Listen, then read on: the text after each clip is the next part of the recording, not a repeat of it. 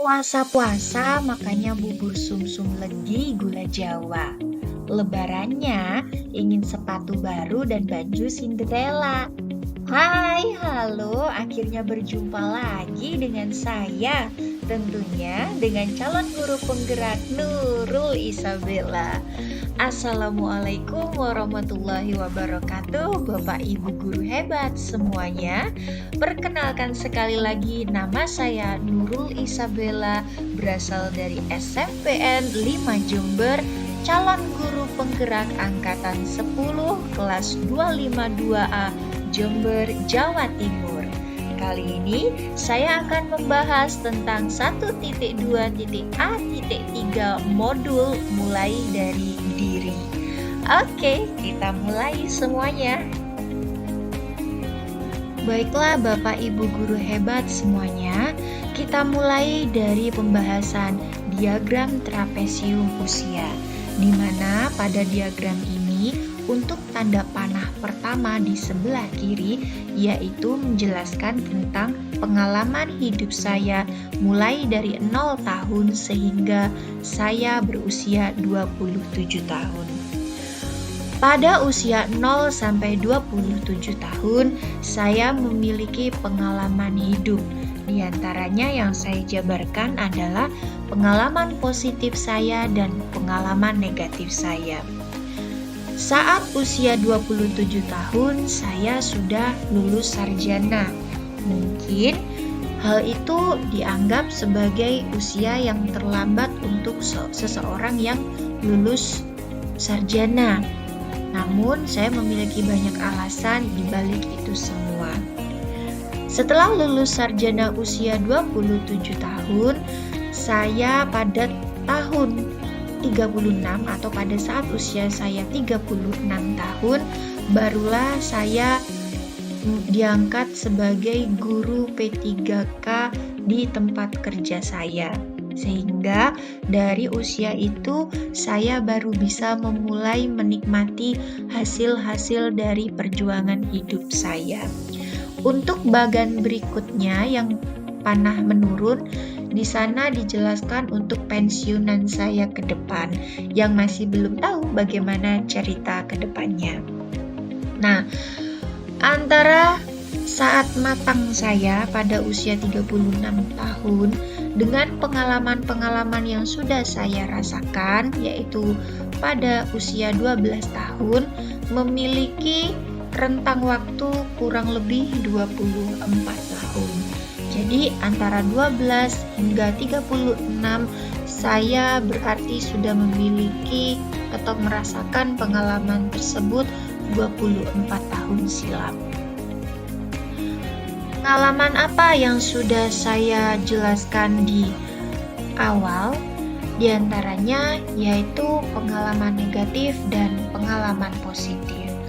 Untuk pengalaman negatif, peristiwa negatif yang terjadi pada saya saat itu, saya masih berusia 12 tahun. Lebih tepatnya, pada saat saya duduk di bangku SD kelas 6. Di saat itu, saya dituduh mencontek. Padahal, saya hanya ingin mengambil satu lembar kertas buram untuk oret-oretan saya menghitung matematika. Dikarenakan lembaran buram yang saya miliki pada saat itu sudah habis. Tidak mungkin saya hapus dan tidak mungkin pula saya tindih tulisan-tulisan yang lain. Itu sangat memakan waktu pada saat ujian. Namun, pengalaman tersebut sangatlah berimbas negatif terhadap saya karena apa yang saya lakukan ternyata dianggap berusaha untuk mencontek atau mencari sumber informasi jawaban dari teman sebelah. Dan itu merupakan pengalaman negatif yang tidak pernah saya lupakan. Karena di saat itu saya merasa saya tidak sama sekali untuk berusaha mencontek kepada teman. Nah, sedangkan pada pengalaman positif, pada saat itu saya berusia 14 tahun. Atau pada saat itu saya masih kelas 2 SMP, sekolah menengah pertama. Saat itu saya dipercaya untuk menjadi seorang pengurus OSIS. Kemudian yang sangat menarik dan bahkan sangat berkesan kepada diri saya hingga saat ini, saya dipercaya oleh Bapak Guru Kesenian untuk ikut serta dengan beliau mengisi acara di beberapa kegiatan pemerintah di kabupaten kota saya, dan juga untuk mengisi acara-acara hajatan di mana para pengisi acara tersebut saya anggap sebagai para pengisi acara yang mempunyai talenta dan pengalaman yang sangat luas. Dan hal itu sangatlah memberikan pengalaman positif dan kesan yang sangat positif terhadap hidup saya hingga sampai saat ini. Siapa saja yang terlibat selain saya pada peristiwa-peristiwa tersebut? Untuk pengalaman negatif yang telah saya alami, beberapa orang yang terlibat di peristiwa negatif tersebut diantaranya adalah guru yang membimbing saya di kelas 6 SD dan teman-teman satu kelas yang pada saat itu saya masih kelas 6 SD. Sedangkan untuk pengalaman positif yang saya alami, beberapa orang yang terlibat di peristiwa tersebut diantaranya adalah guru-guru dari SMP saya dan juga orang tua. Berikut juga bersama dengan teman-teman saya di sekolah. Lalu, dampak emosi apa saja yang saya rasakan hingga sekarang? Untuk pengalaman negatif, pada saat itu saya sangat merasa kecewa, malu, terkejut karena guru tersebut menegur saya padahal saya tidak melakukan hal tersebut. Apalagi pada saat itu saya adalah siswa yang selalu penurut. Apa yang dikatakan oleh Bapak dan Ibu guru, saya selalu patuhi.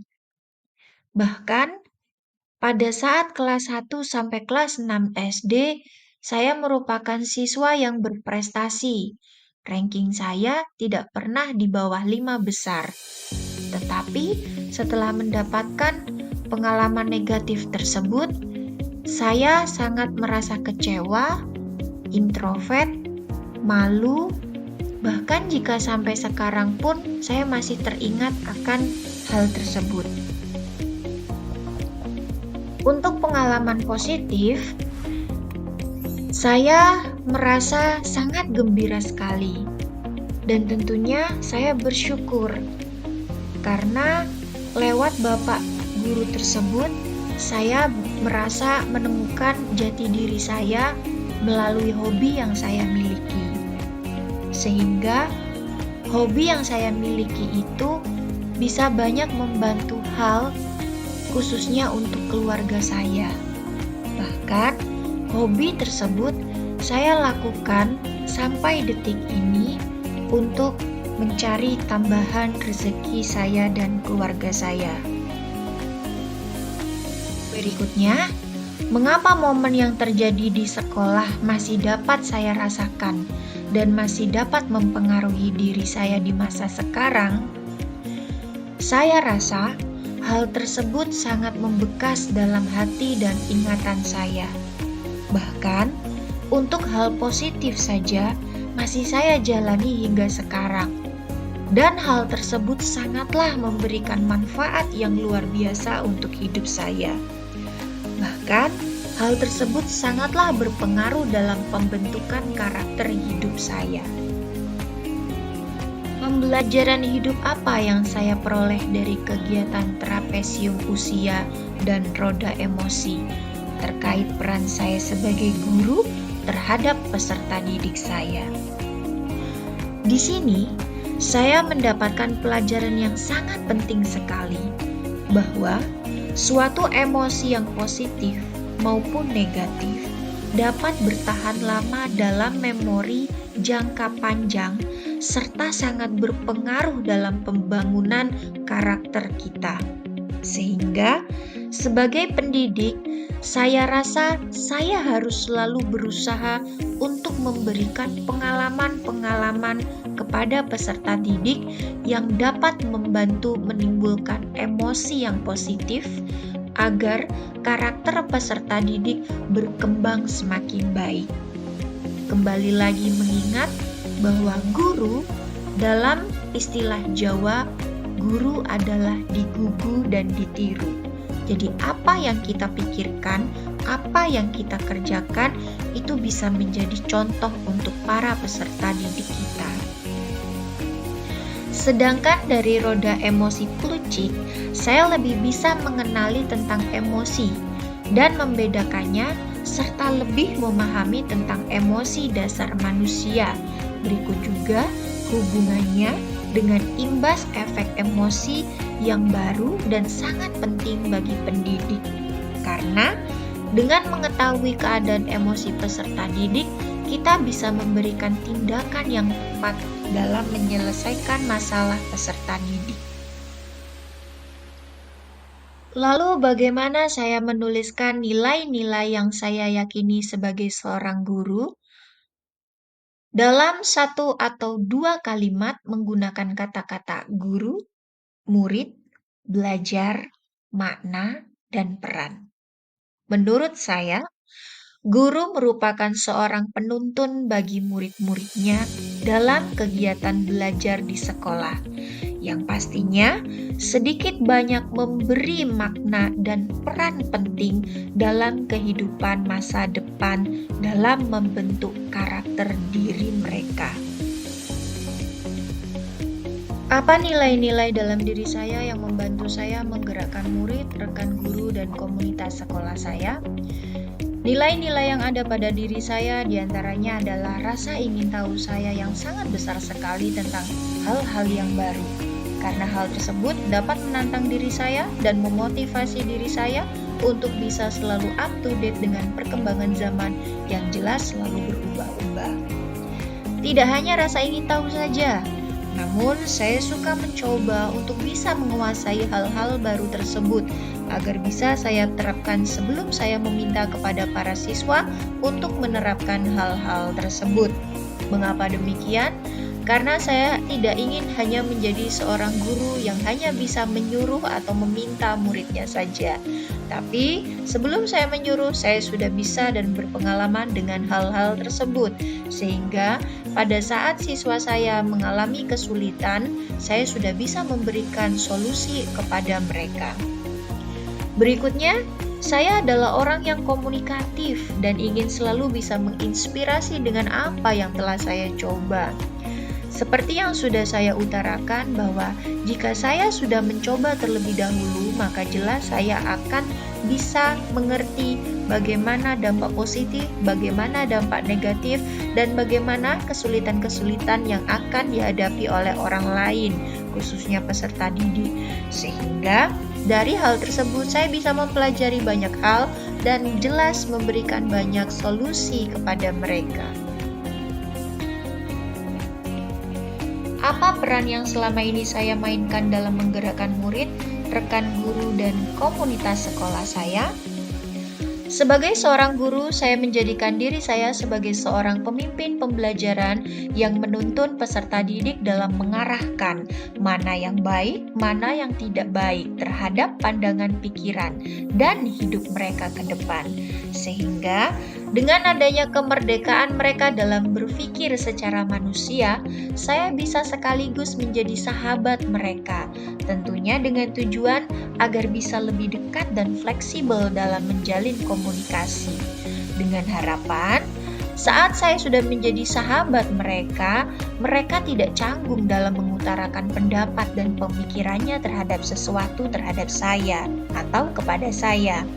Dan jelas, dengan hal seperti itu, kita bisa lebih mudah dalam mengarahkan pandangan hidup mereka tanpa mereka merasa canggung atau tersinggung. Sedangkan dengan guru dan komunitas sekolah, saya selalu berusaha untuk minimal bisa mengimbangi mereka dalam menemukan inovatif pembelajaran terbaru dengan tujuan agar para peserta didik tidak bosan. Dan tentunya hal tersebut dapat menginspirasi teman sejawat lain yang mungkin belum pernah menggunakan inovasi-inovasi pembelajaran tersebut.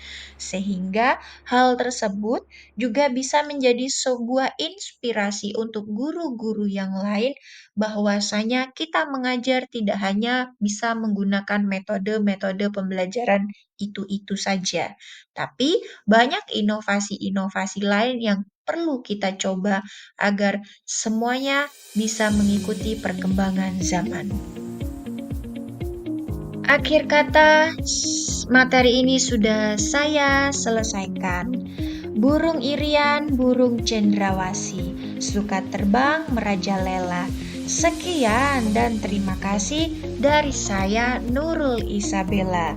Sampai berjumpa lagi. Wassalamualaikum warahmatullahi wabarakatuh.